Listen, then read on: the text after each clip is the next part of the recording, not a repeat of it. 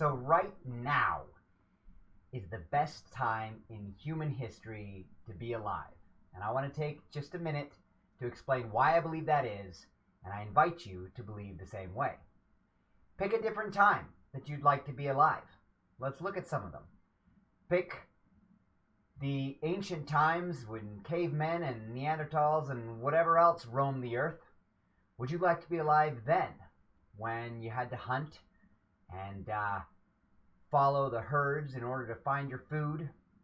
Would you like to be alive then, when you fought with neighboring tribes and you killed each other because you were afraid of each other? Would you like to be alive then, when you were chased by animals? What about in early human history, when things were recorded? Would you like to be alive in the time that the Egyptians built the pyramids? Or back in the time of ancient Mesopotamia, or some of those ancient civilizations you studied in school, when you might live to be 30 years old, but you die of some disease that we now think is trivial. Maybe you cut your leg, get injured somewhere, break your leg, or otherwise be injured, and you die at a young age like King Tut. Would you like to be alive back when there were all kinds of slaves, again in ancient Egypt, or even just a couple hundred years ago in the United States? When we had slavery, would you like to have been a slave? Whether you were black or of any other color of skin, again, thousands of years ago, if your country, if your people were captured by another country or people, then you were enslaved, and you lived much of your life in service to your captors. Would you like to be alive in the time of kings, in the time of those wars that kings enlisted their people to fight for them, to defend them, only so the kings could get rich? And of course there are rich people today, but would you like to be one of those lower class people who went to war for the upper class and gave your life for them? Would you like to be alive in the time of the ancient plagues? Yes, we have currently coronavirus, but this is not the bubonic plague. This is not a time when millions of people across Europe die, and 20% of the known world or whatever get sick and die. Would you like to be alive in the times when your sewer was thrown out the window into the streets and you walked around in it? Would you like to be alive in the times when horses and carriages and buggies were all that you could get around in? You could not get across your country in less than several days or weeks or even months, and such a trek might be very dangerous and deadly. Would you like to be alive thousands of years ago in the time of Christ? And if you believe differently, and this even is true in a few hundred years ago, if you believe differently than the reigning monarch, then you were put to death. If you declared your own personal beliefs and they disagreed with your neighbors, then your neighbors might kill you. Your neighbors might stone you. If you sinned in accordance with whatever scripture the people of your community followed, and you disobeyed and violated the laws of that religion, then you may have been stoned or hung on a cross. Would you like to be alive even just a couple hundred years ago, when there was no running water, no toilets, no indoor plumbing at all, and you trekked out to the outhouse in the middle of the night, maybe dangerous animals, it's cold, it's dark? Would you like to be alive just 100 years ago, when we didn't have penicillin or modern medicine to take care of your colds or the flu? Again, we're all feeling the effects of coronavirus, COVID-19, whatever. But 100 years ago, millions of people died from the flu, and at the same time, World War I was going on. The entire world was at war. I mean, we have a little bit of a pandemic going on right now, and we're all holed up in our homes, but at least we're not at war with each other. At least we're not holed up in trenches, lobbing bombs at each other, firing machine guns at each other, crawling over barbed wire. And certainly, you wouldn't want to be alive again in World War II, when once again the entire world was at war. Your sons and your fathers and your brothers and everybody you know is fighting in a war. Many are dying. And what you don't know is that in some areas of Europe, millions of Jews and other poor people are being gassed and burned and tortured simply because they were born Jewish. And that's happened throughout history. Would you like to be alive in a time when gay people were systematically killed if they were known? When people were killed again for having extramarital affairs? Would you like to be alive in any other time when wars were fought constantly? We live in a time of great peace. There are wars here and there. There are wars in Afghanistan or wars in Africa. There are certainly people who are suffering. Absolutely, I'm not discounting that. There are people throughout the world who are poor. There are people who are hungry. There are people who have no shelter. There are people who suffer greatly, and we should be mindful of them, and we should reach out to them and help them.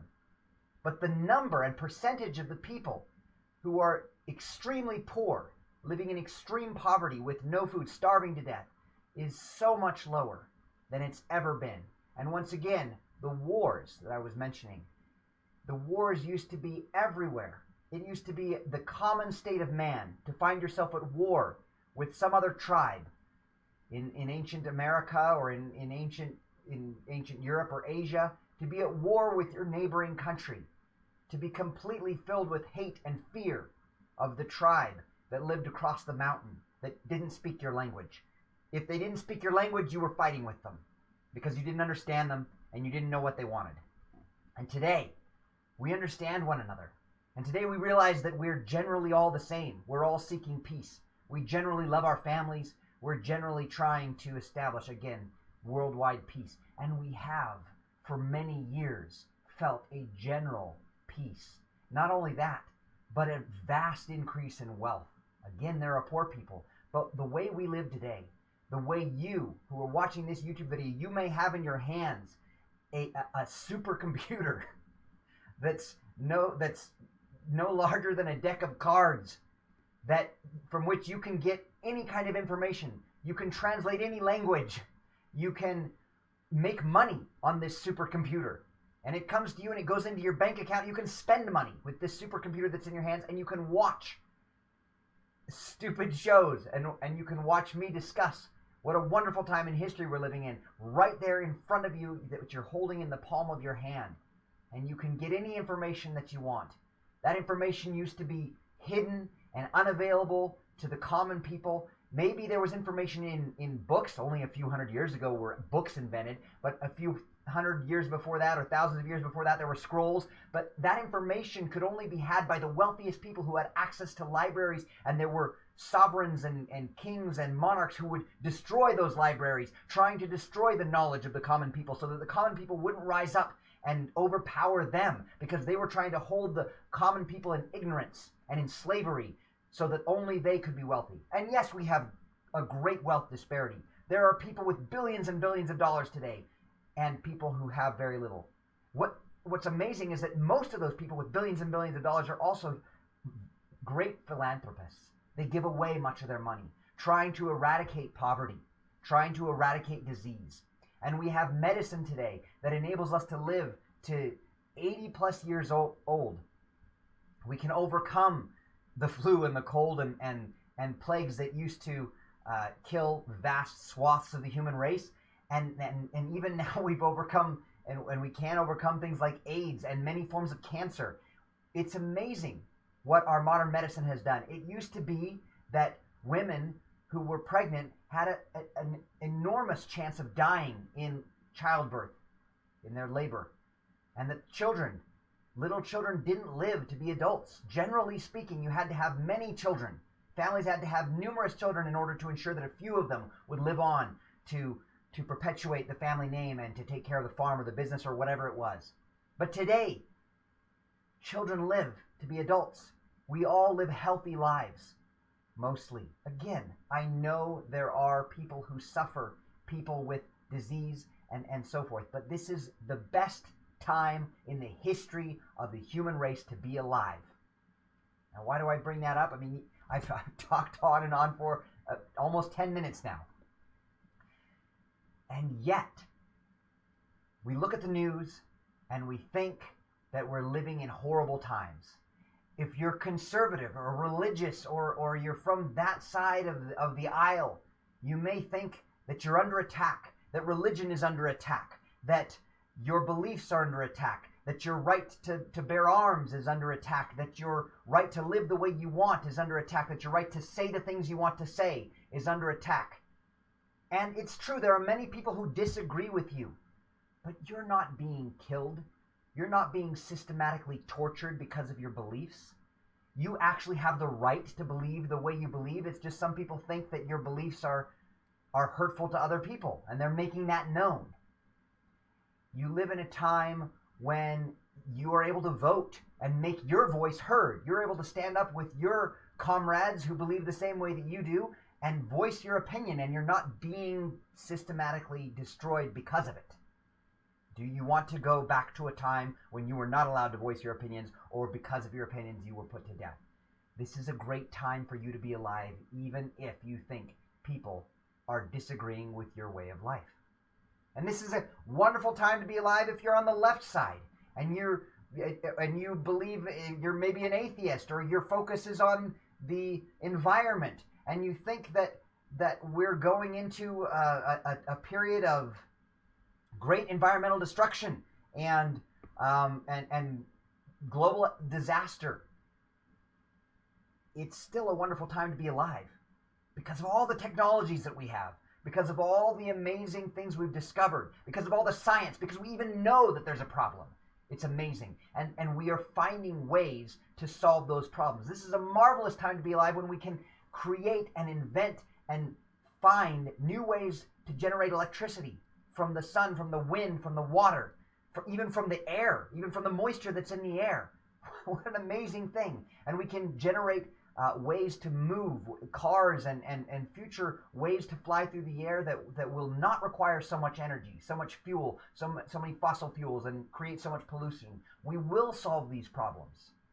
We live in the most amazing, most wonderful time in all the history of the world because of the goodness of the people on the planet, recognizing each other, wanting to dwell together, wanting to be friendly, wanting to bring about peace, and understanding that we're all generally the same.